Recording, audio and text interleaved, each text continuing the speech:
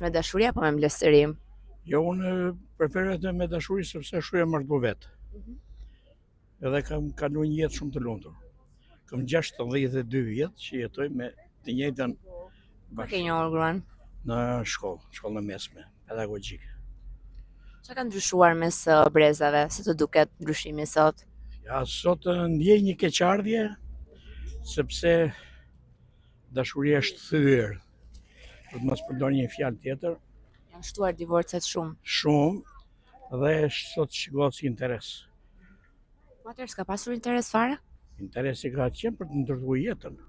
Të ndërtojë jetën sa më mirë, ndërsa sot shohin ke makinë, ke para, ke biznes, pra nuk shohin njeriu me të cilin do kalojë jetën. Flas për të dy gjenit, nuk flas vetëm për gjeni maskullar.